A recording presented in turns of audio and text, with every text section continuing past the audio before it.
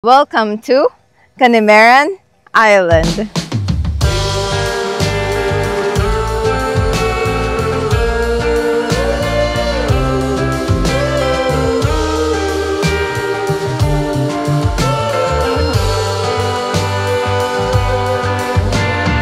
Make me all blind with your civil rights. You demand that I euthanize your name.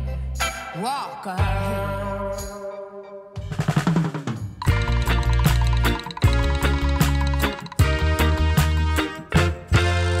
Ito ang Palawan.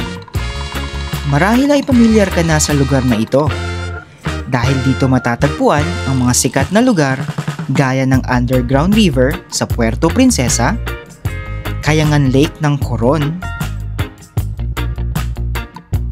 at mga lagoon ng El Nido. Pero alam mo bang meron pang isang paraisong lugar na matatagpuan sa dulong bahagi ng Palawan? Ito ay ang Balabac, binansagang the last of the last frontier. Mula Metro Manila, humigit kumulang 1.5 oras na biyahe sa eroplano, 6 na oras na biyahe sa sasakyan, at 2 oras sa bangka bago mo masilayan ang ganda ng lugar na ito. Napakalapit na rin ang lugar na ito sa bansang Malaysia, kung kaya't meron kang mga produktong makikita rito na nanggaling pa sa Malaysia. Napakalapit na nitong Balabac sa Malaysia, kaya tignan nyo yung text dito sa Coke in Can. Yan, Malaysian text na siya, Rasa Asli, Kurang Kalori. Halika't samahan kaming tuklasin ang malaparaisong lugar ng Balabac, Palawan.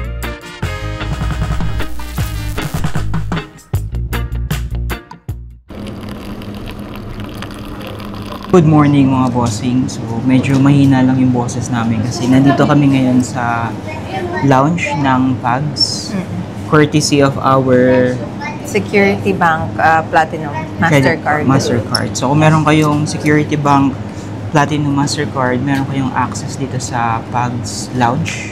Pero before anything else, kailangan yung gumawa ng account sa Mastercard Travel Pass. So, ang kailangan mo lang gawin doon is i-download mo yung application. Just search sa App Store or sa Google Play Store yung Mastercard Travel Pass, and then gawa ka ng account. Kahit dito rin on the spot na gumawa ka ng account, papapasukin ka na nila. So, for domestic, since domestic lang yung travel namin ngayon, pinapapasok naman nila at least 2. So, yung 1 member and then 1 companion, pwede na yun. Basta most important is meron kayong Security Bank Platinum Credit Card. Meron din silang mga partner cards katulad ng RCBC, meron din sa Union Bank, pero selected cards lang ang meron. Tapos Amex din, BDO American Express. Ayan. Yan.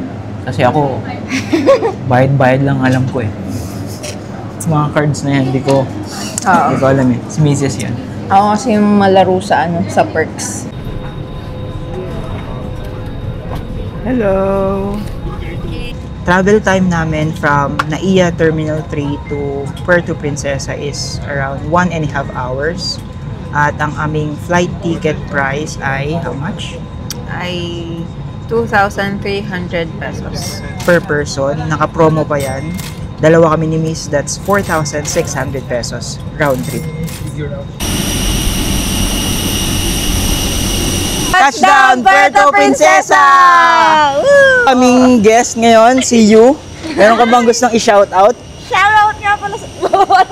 Shoutout kay Marcos. Shoutout sa manager niya na naka-sick leave siya ngayon eh. Sabi ng doktor, kailangan mo ng vitamin C. Oh. Legit ba to? Authorized sick leave? Authorized.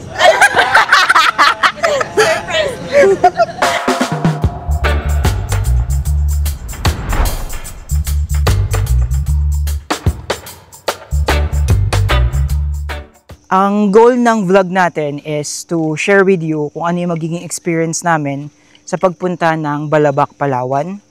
At kung magkano yung magiging budget na dapat ninyong ihanda at yung travel time, at syempre what to expect pag dumating tayo doon sa Balabac, Palawan.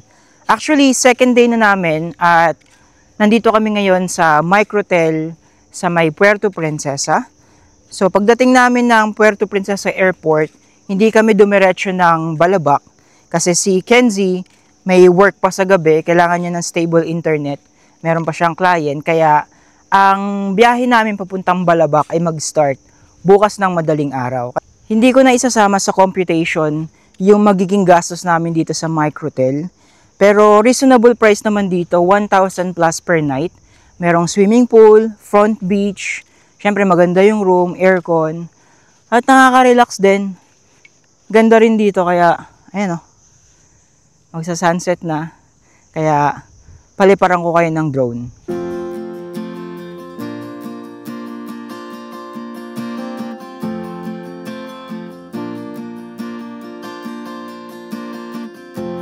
Through the wind, I give in. I'm storming, breaking like the tide. Every time a bit dizzy, I close my eyes and feel the fizzy. I'm standing waiting.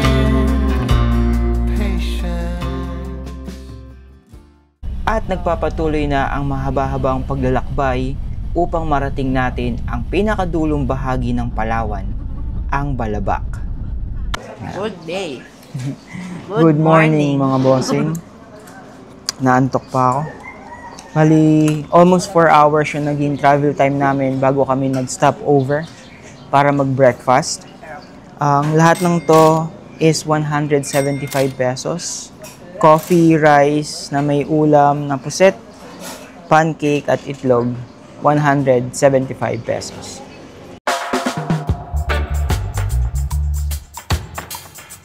Makalipas ang mahigit 6 na oras na land travel mula Puerto Princesa, ay narating namin ang Bululuyan Port Terminal.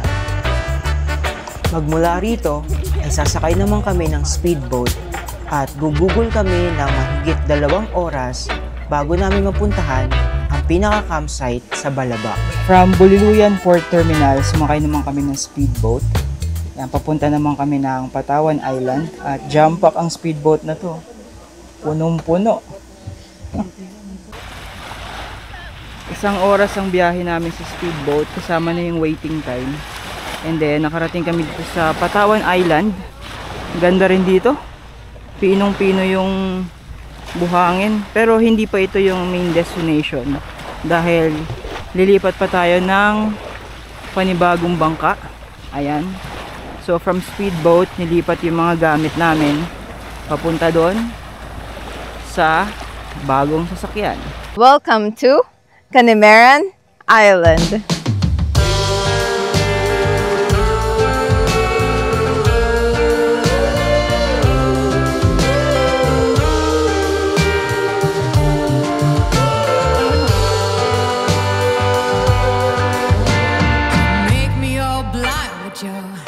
Civil rights, you demand that I eternize your name.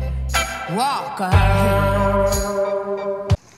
And officially, nag-start na ang aming island hopping dito sa Balabac, Palawan. Ang aming first destination ay itong Isla Canimeran ng Balabac. Hindi tayo nagtatagma. 1, 2, 3. Isla Canimeran, Balabac, Palawan. Ang biyahe namin ay... Ang total biyahe namin ay 9 hours. So, bali 1 oras sa eroplano. Isa't kalahati? Yes, 1 kalahating oras sa via Cebu Pacific. And then, total of 6 hours sa van from Puerto Princesa to Bululuyan Port. And then, from Bululuyan Port papunta sa mga islands is... Mga more or less, or more than 1 hour. Kasama na doon yung waiting time. So more or less 9 hours travel time from Metro Manila bago nyo mapuntahan ang Balabac. Sadya nga namang napakaganda ng lugar na ito. baliwala ang mahigit 9 na oras na biyahe kapag narating mo na ang Balabac, Palawan. At ang susunod na isla na ating pupuntahan ay tinatawag na Tangkahan Island. Dito kami kumain ng tanghalian at ilang minutong nagpahinga.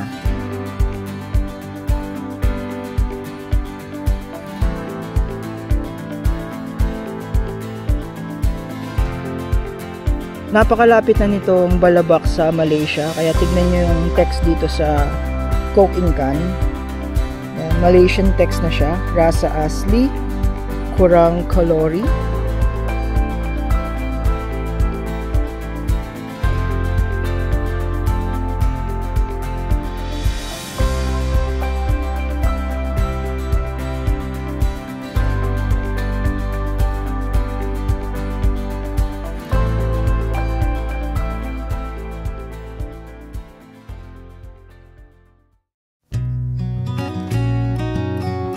Hindi katulad sa ibang mga kilalang tourist destination kagaya ng Boracay, dito sa Balabac ay walang mga hotel o restaurant, kung kaya't ang accommodation dito ay pangkaraniwang nasa campsite. At kapag sinabing campsite, nariyan na ang limitadong kuryente at tent pitching. Uling.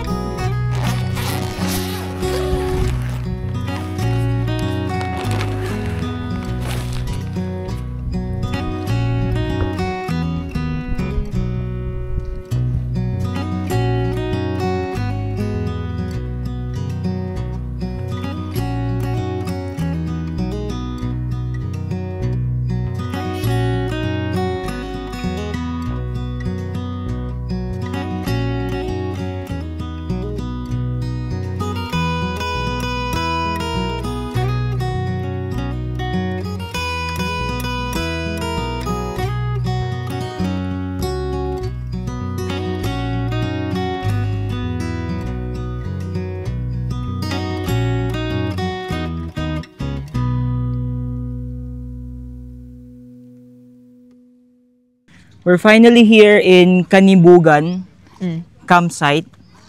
Last time yun ng, ha? Kanibungan. Ayan, nakorek ka pa.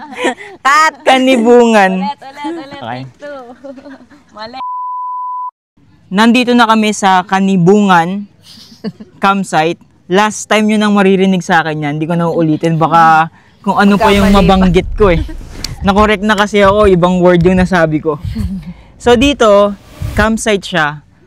Pag sinabing campsite, syempre wala dyan yung mga hotel, walang mga transient, walang mga inn. So camping setup dito. So you have to consider kung hindi kayo sanay sa mga Cowboy setup, yung mga walang aircon, mga hotel accommodation, mga pang-social. Hindi yun dito, guys. wala siyang ganon dito sa Campsite na to. campsite na to. Nasaan na ba tayo? Nandito kami sa last frontier ng Pilipinas, which is Balabac, Palawan, or Balabac, Palawan. The last of the last frontier. Kasi sa pinakadulo na siya ng Palawan, yung Balabac. Actually, tinanong ko yung mga local dito, 8 hours lang na bangka, nandun ka na sa Malaysia.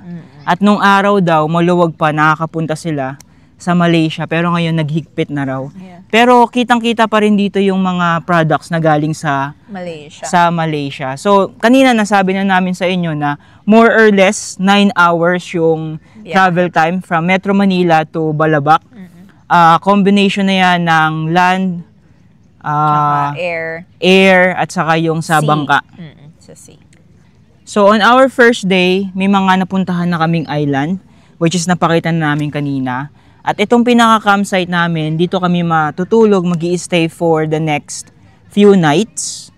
At expectation dito mga bossing is cowboy nga dapat kayo dito. Kasi walang mga magagandang room. Naka-tent kami. In fact, pagdating namin dito, yung mga tent na kasama dun sa package na in-avail namin, sa tingin ko crowded. Siksika na. Nag-avail kami ng upgraded version. O, di ba? Pera. Mas malaking tent. 1,000 pesos, good for 3 days na yon. 3 days. Bali, magkano ba yung ano natin dito, yung package? Kasi ang package namin is 11,500. So, 11,500 in total. Per person yun? Per person. And then, it's good for 3 days and 2 nights. Dun sa 11,500, required ka mag-down payment ng 2,000 para makasecure ka ng slot dito sa Joiner Store. And then, ang coverage nung 11,500 is yung accommodation, which is dito sa campsite nga ng Kanibungan. And then, yung meals ng breakfast, lunch, and dinner. However, yung sa first day, yung breakfast namin, kami ang nagsagot since ang first stop namin is sa Carinderia. So, doon kami nag-breakfast sa gitna ng biyahe namin from Puerto Princesa to Balabac, Palawan. To Buliluyan Port, actually. So, basically, sa first day, ang free doon is yung Lunch and dinner. Ngayon yon first day namin. Yeah. Kinabukasan, nandiyan na yung breakfast, Lunch and dinner.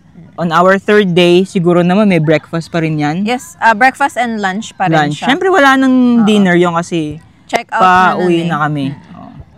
Ang biyahe pala nito, mga bossing, is 3 a.m. ng madaling araw. Actually, 2:15 pa lang tinatawagan na ako ng driver to pack up. Tapos, may mga sinundo pa sila. So, last call time is 3 a.m. ng madaling araw. And then, ang drop-off naman, papuntang Puerto Princesa Airport is at 3 p.m. ng hapon sa third day. So, technically, ang free mo na lang doon sa food is yung breakfast and lunch. Since aabot lang tayo ng hapon sa biyahe. So, gaya nga ng sabi ko, camping setup dito, limited ang kuryente. Nag-start ang kuryente dito ng 6 p.m. Bubuksan na nila yan. Pwede kang mag-charge ng mga gadgets. Kinabukasan, 6 a.m. papatayin na. So, kailangan ma-manage namin yung mga batteries namin sa cellphone, camera, at saka sa pagpapalipad ng drone. Ima-manage namin bukas, papaliparan ko ng drone yung mga sa tingin kong magagandang area. Actually, wala akong masasabing hindi maganda dito sa tour ng Balabac. Kasi from doon sa mga reels pa lang na nakikita ko sa TikTok, Instagram, sa Facebook, every island is a must visit. Tapos, meron silang tinatawag na Onok Island, which is what they call parang Maldives ng Philippines. Yun yung pupuntahan namin bukas.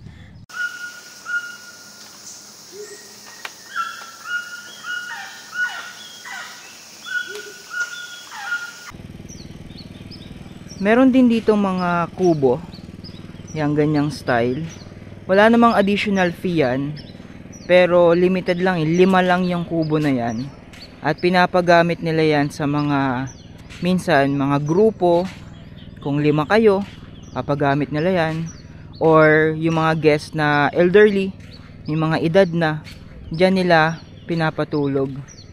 So priority yung mga elderly at mga groups dito sa mga kubo na yan. As of now, puno yan. Kasi 5 lang. Ito yung tindahan dito. Baby store. At meron silang talking bird. Anong pangalan ng ibon, kuya? Mayna. Yan, kanina nagsasalita siya eh. Oh. Sumisipol pa. Sino sinisipulan mo? Ha? Tao po. Kanina nagsasalita siya, tao po. Ngayon sumisipol naman.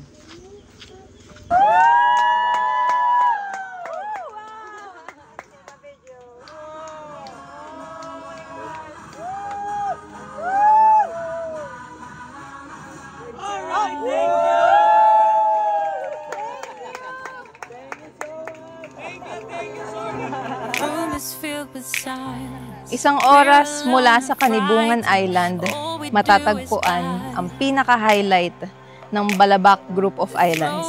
Ito ang Onok Island.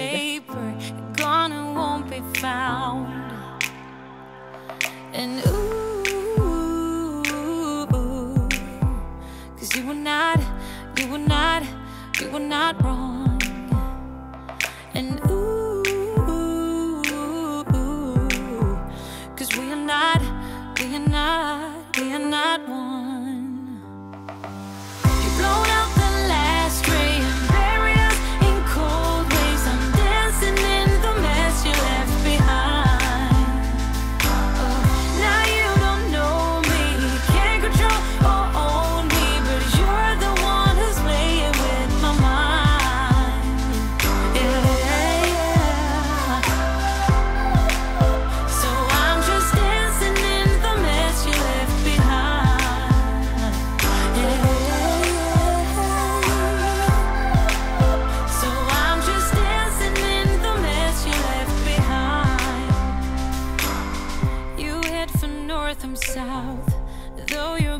it feels like something's watching me. I turn my head around to see if the stalker is you, but all I see is rain. And ooh, 'cause you were right all the time. And ooh, 'cause we are not fine. You've blown out the last ray and buried us in cold waves. I'm dancing in the... Ito na yung pinaka-highlight dito sa Balabac, Palawan. Ito ang Onok Island, kung saan napakalinaw ng tubig. Ang ganda ng panahon din ngayon. Hindi masyadong mainit, hindi rin umuulan, at marami kayong pwedeng makasalimuha ditong turtles at pawikan. Onok Island.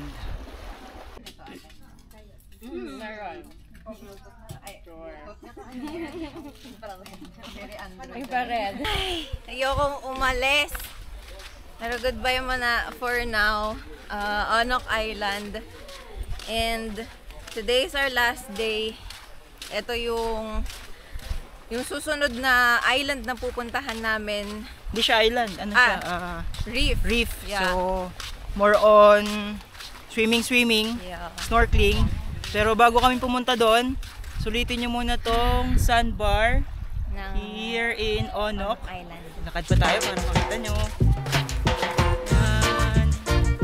So meron talaga siyang sandbar na pwede kayo maglakad.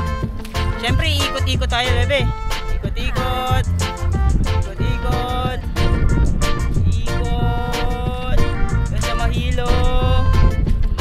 Hilo. Hilo. And then lakad. Last tourist destination na namin. I-enjoy na namin to.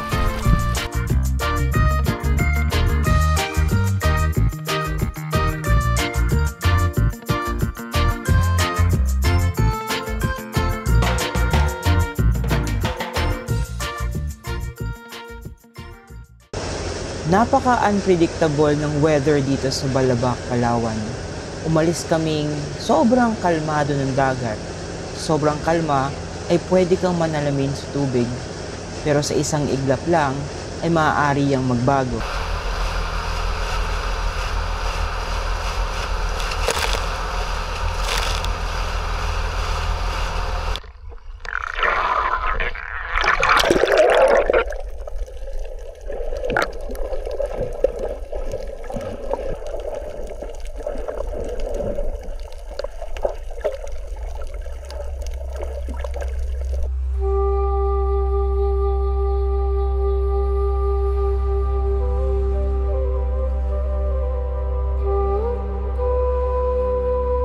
Sadyang napakabilis ng oras dito sa Balabac, Palawan.